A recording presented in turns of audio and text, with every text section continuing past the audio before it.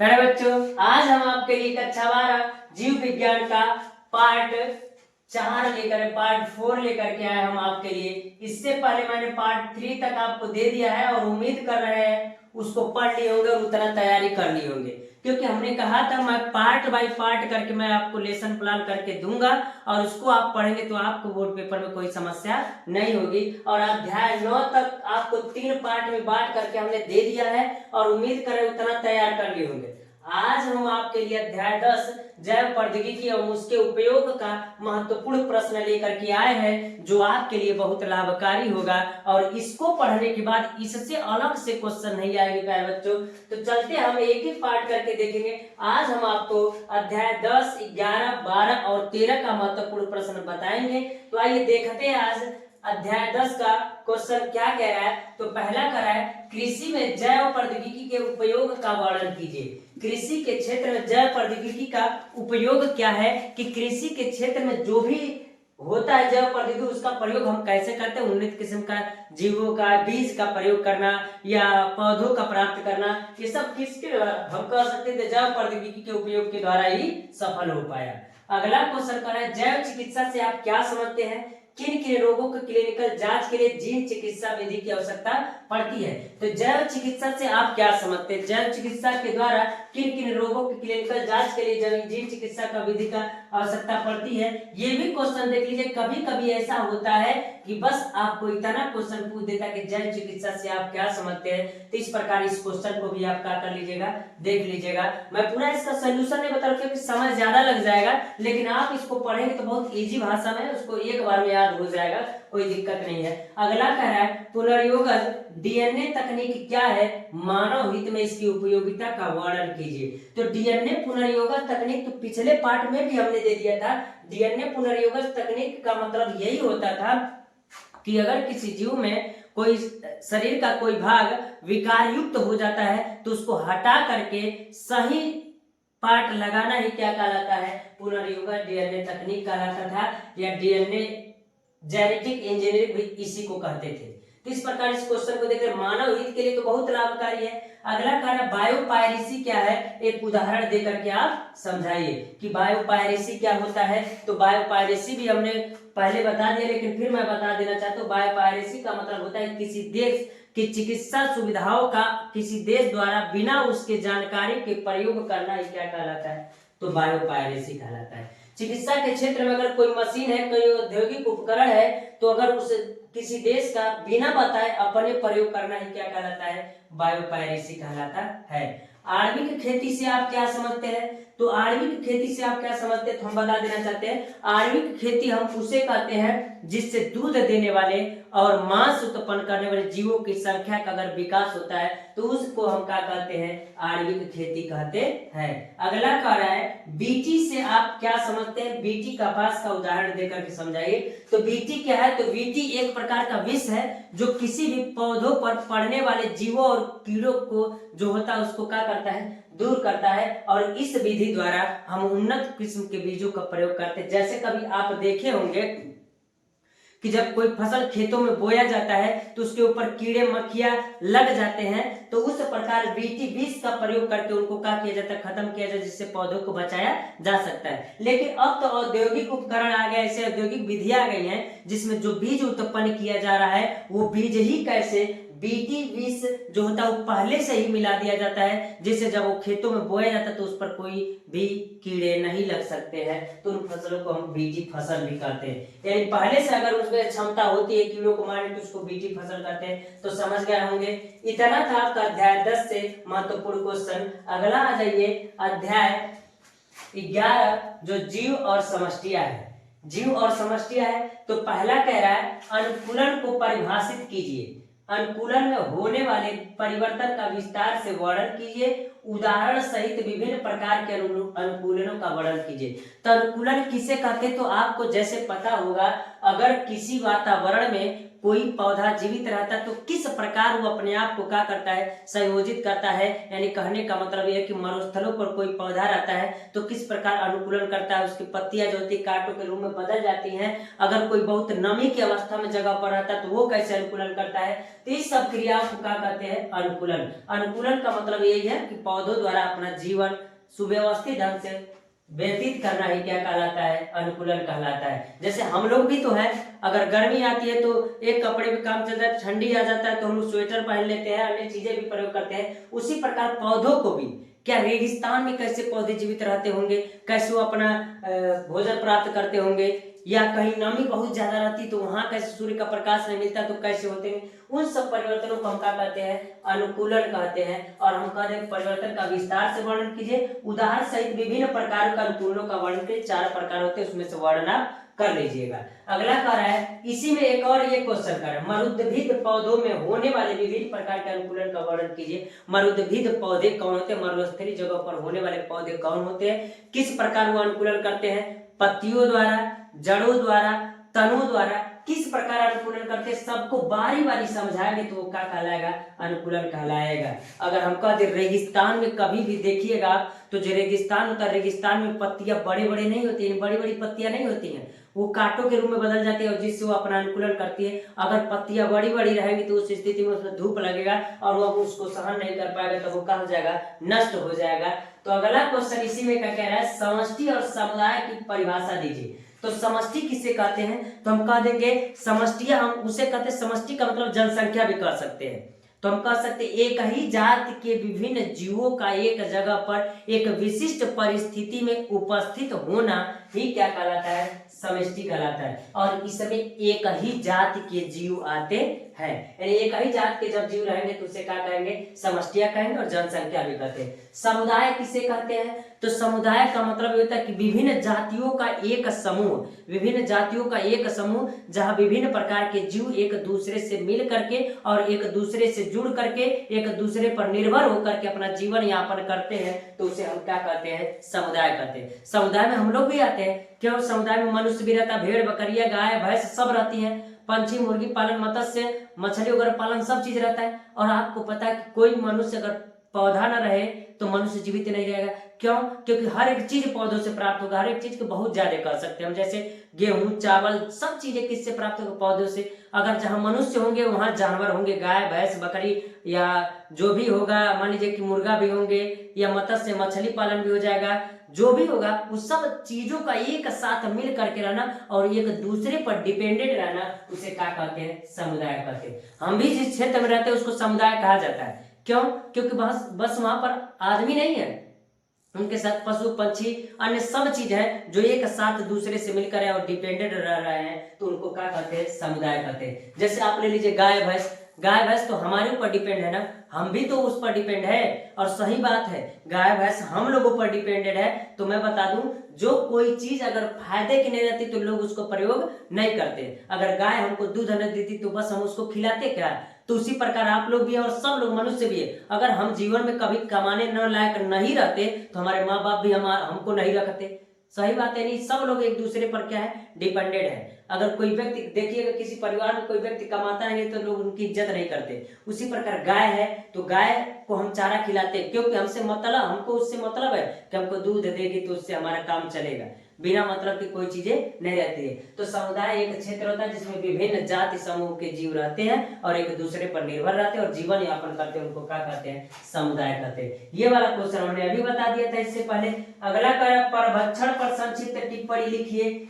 परभक्षण पर संक्षिप्त टिप्पणी लिख दीजिए, ये भी हो जाएगा। शीत निष्क्रियता तथा ग्रीष्म निष्क्रियता, ये महत्वपूर्ण टॉपिक है, शीत निष्क्रियता और ग्रीष्म निष्क्रियता। यानी कहने का मतलब वे जीव जो शीत निष्क्रियता में शीत के कारण ठंडी के कारण निष्क्रिय हो जाते हैं, ग्रीष्म गर्मी के कारण निष्क्रिय हो जाते हैं, उनको क्या कहते हैं, शीत निष्क्रियता और ग्रीष्म निष्क्रियता कहते हैं। अगला कर है, निम्न पर टिप्पणी लिखिए। किस पर, सहभोजिता, परजीविता, सहोपकारिता।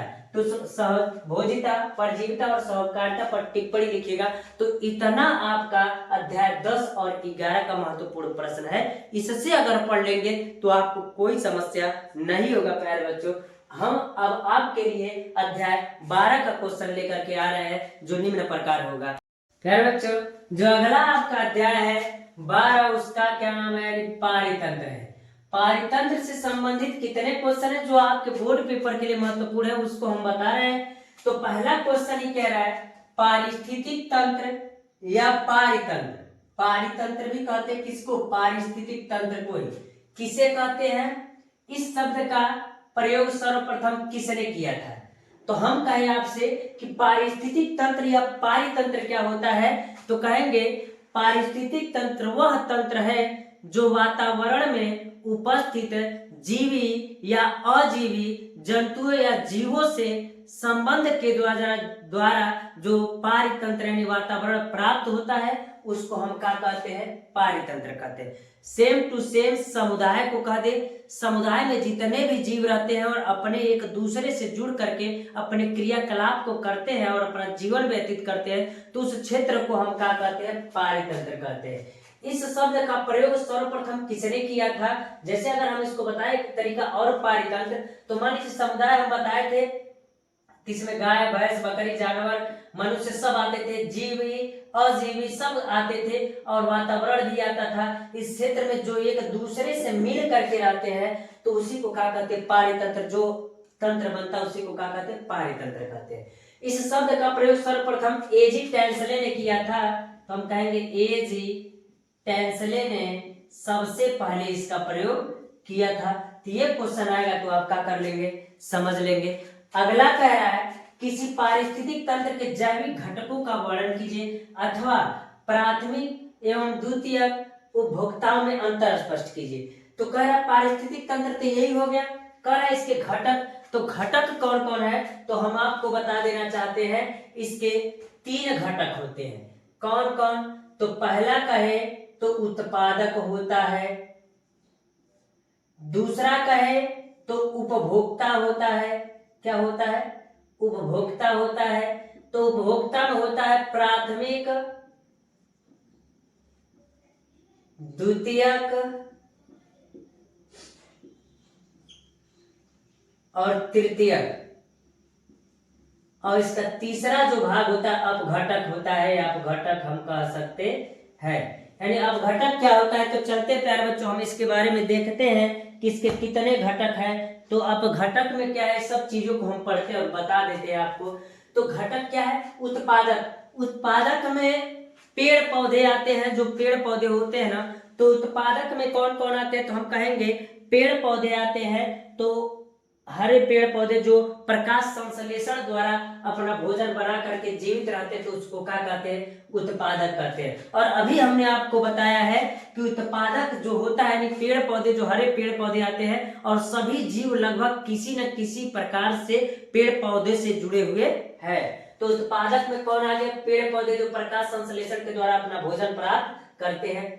उपभोक्ता किसे कहते हैं? तो उपभोक्ता हम उसे कहते हैं जो उत्पादक पर निर्भर रहते हैं, हम उसे क्या कहते हैं? उपभोक्ता कहते हैं। इसमें भी 3 प्रकार होते हैं। प्राथमिक उपभोक्ता किसे कहते हैं? द्वितीयक उपभोक्ता किसे कहते हैं? तृतीयक उपभोक्ता किसे कहते हैं? तो प्राथमिक उपभोक्ता में वह जीव आते हैं जो उत्पादक के वस्तुओं को खा करके अपना जीवन यापन करते हैं, और वो सभी क्या होते हैं? वे सभी हम कहेंगे शाकाहारी होते हैं। क्या होते हैं? शाकाहारी। जैसे खरगोश, गाय, चूहा, ये सब क्या है? शाकाहारी है। वो मिट्टी वगैरह खा करके, मिट्टी कह सकते हैं या कह सकते हैं कि पेड़ पौधों को खा करके जीवित रहते हैं। प्योर शाकाहारी होते हैं। किसमें? प्राथमिक उपभोक्ता में। अब कह रहा है द्वितीयक उपभोक्ता।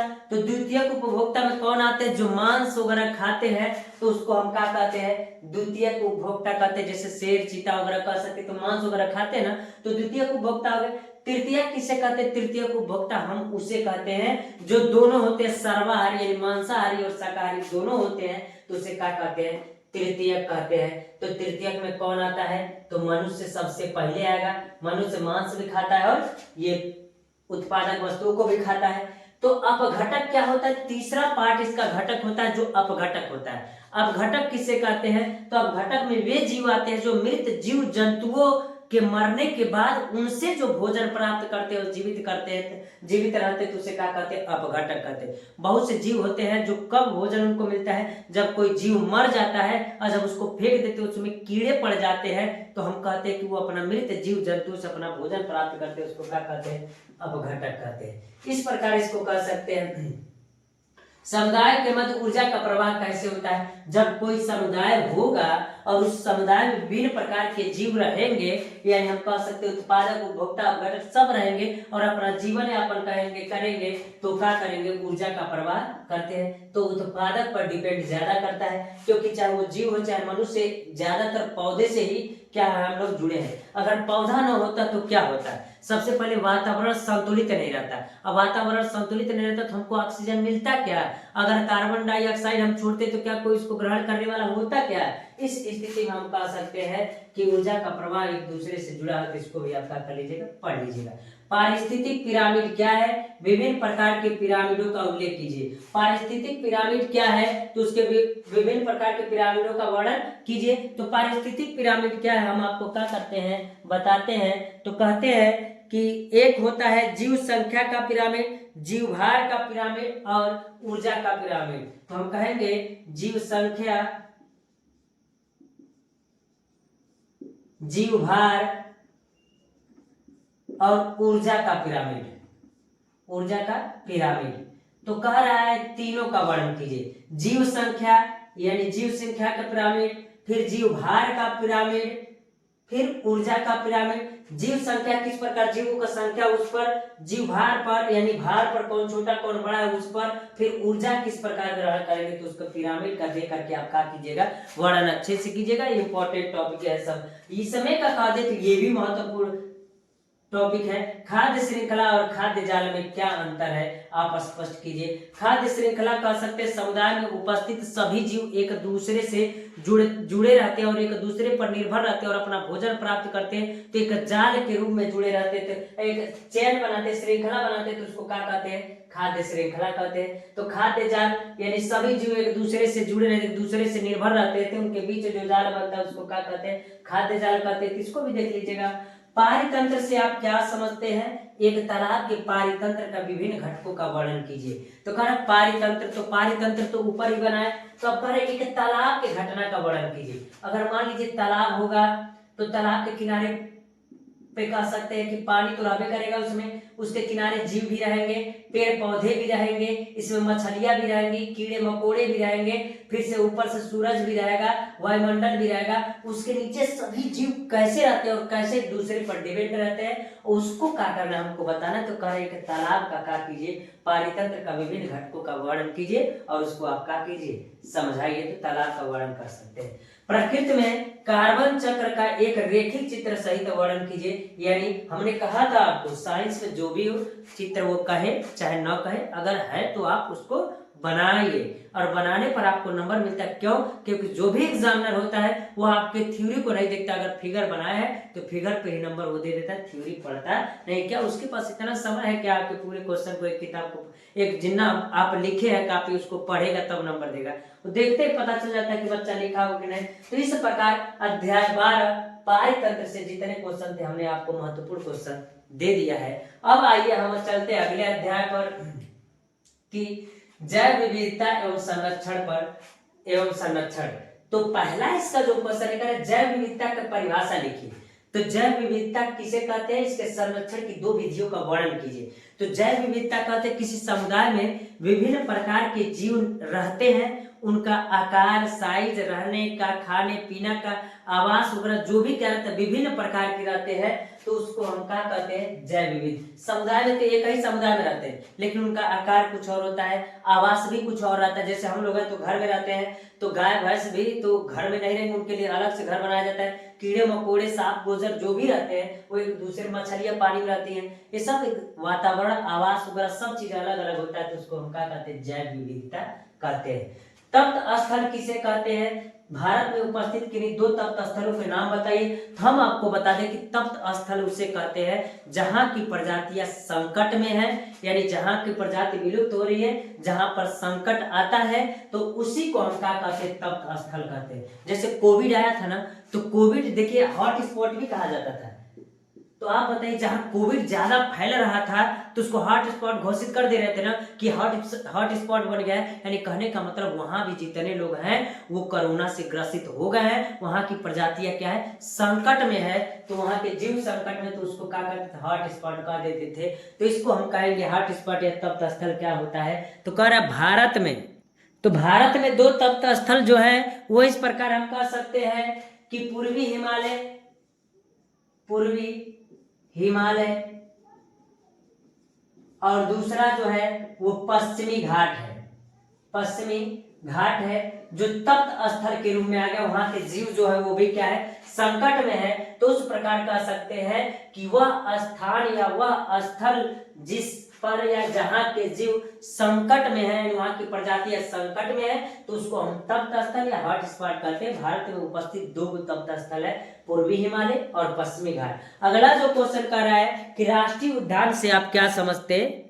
अगला क्वेश्चन आपका कह रहा है राष्ट्रीय उद्यान से आप क्या समझते हैं। तो राष्ट्रीय उद्यान से हम कह सकते हैं कि वह क्षेत्र जो जीवों के लिए संरक्षित होता है, वहां पर खेलना, गाय चराना या पशुचारण करने के लिए सब मनाही रहता है, वहां पर जा ही नहीं सकते आप। तो उस क्षेत्र को हम क्या कहते हैं, तो उस क्षेत्र को राष्ट्रीय उद्यान कहते हैं। यानी कहने का मतलब वह क्षेत्र जहां पर जंगली जीवों को ही रखा जाए, जीवों को ही रखा जाएगा, वहां पर आपको खेलना, गायों को चराने, कहने का मतलब जीवों को चराने के लिए, सब जाने के लिए वहां पर क्या रहता है, मनाही रहता है, उसको क्या कहते हैं, राष्ट्रीय उद्यान कहते हैं। इसको अच्छे से पढ़ लीजिएगा, समझ में आ जाएगा। वन्य जीव अभ्यारण्य, जैसे कि आप जाते भी होंगे चिड़ियाघर वगैरह जाते हो तो जीवों को संरक्षित किया गया रहता है, उस प्रकार हम कह सकते हैं। वन्य जीव अभ्यारण्य क्या होता है, तो वह जीव अभ्यारण्य जहां पर प्राकृतिक रूप से बनाया जाता है और वहां जीवों के लिए ही संरक्षित रहता है, उसको क्या कहते हैं, वन्य जीव अभ्यारण्य कहते हैं। अगला कह रहा है वन्य जीव को संरक्षित रखना आवश्यक है, क्यों।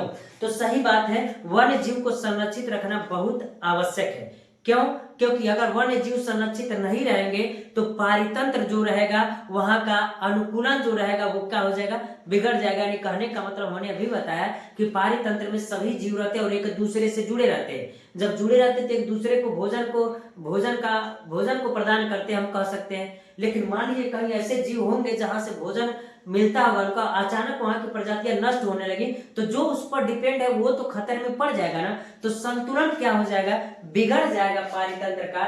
इसलिए हम कह सकते हैं कि संरक्षित रखना क्या है, आवश्यक है, वन्य जीव को संरक्षित रखना आवश्यक है, जिससे पारितंत्र का संतुलन बना रहे। अगला कार्य है रेड डाटा बुक से आप क्या समझते हैं, इसकी उपयोगिता का वर्णन कीजिए। ये भी इंपॉर्टेंट क्वेश्चन है। रेड डाटा बुक हम किसे कहते हैं, तो रेड डाटा बुक हम उसे कहते हैं जो जीव या पेड़ पौधे, कोई भी पेड़ पौधे या जीव कोई भी चीज रहते हैं जो विलुप्तता के कगार पर आ गए, विलुप्त होने वाले, उनकी धीरे धीरे प्रजातियां विलुप्त होती है, तो उनका एक बुक बनाया गया, रेड डाटा बुक जिसे बुक बनाया, जो विलुप्तता के कगार पर प्रजातियां आ गई हैं, विलुप्तता के कगार पर प्रजातियां, उनकी प्रजातियां विलुप्त हो रही है, तो उनका एक ग्राफ बनाया जा रहा है और एक बुक में नोट किया जा रहा है और उसमें उनको बचाने के लिए उपाय किया जा रहा है कि जिससे यह प्रजातियां खत्म हो रही है, उनको बचाने का उपाय किया जाए। तो हम कह सकते हैं कि उस बुक को हम रेड डाटा बुक कहते हैं। रेड डाटा बुक कहते हैं जिस समय सब सूचनाओं का जो प्रजातियां विलुप्त हो रही उनके बारे में क्या किया जाता है, समझा जाता है। इसकी उपयोगिता सही है। अगर मान लीजिए अगर रेड डाटा बुक को देखा जाए कौन सी जातियां विलुप्त हो रही है, तो वहां जाकर के उनको जातियों को बचाया जा सकता है ना, उस प्रकार के जीवों को बचाया जा सकता है ना, जिससे पारितंत्र क्या रहेगा, मेरा बना रहेगा। तो उसे हम क्या कहते हैं, रेड डाटा बुक कहते हैं। यानी जो जीव विलुप्तता के कगार पर आ गए हैं, अब वो जातियां विलुप्त हो रही हैं, तो उनको रेड डाटा बुक में लिखना ही क्या कहलाता है, रेड डाटा बुक कहलाता है। अब हम चलेंगे अगला कि कह रहा जीव मंडल आरक्षित क्षेत्र से आप क्या समझते हैं।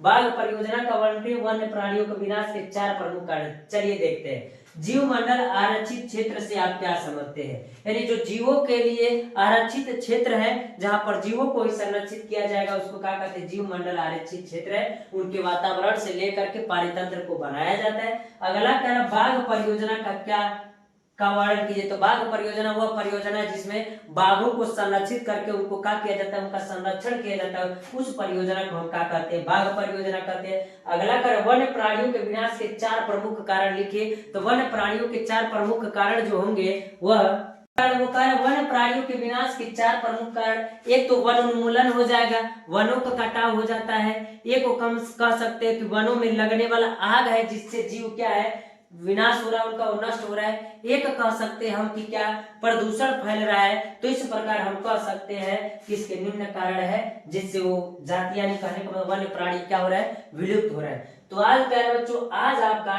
बायोलॉजी का सब महत्वपूर्ण प्रश्न हो गया, यानी पूरे बायोलॉजी के सभी चैप्टर के महत्वपूर्ण प्रश्न हो गए। इतने अगर आप पढ़ लेंगे तो आपको बोर्ड पेपर में कोई समस्या नहीं होगा। और इससे संबंधित आप सब क्वेश्चन क्या कर लीजिएगा पढ़ लीजिए। एक क्वेश्चन और पूछता है इसमें, सहविलुप्तता किसे कहते हैं?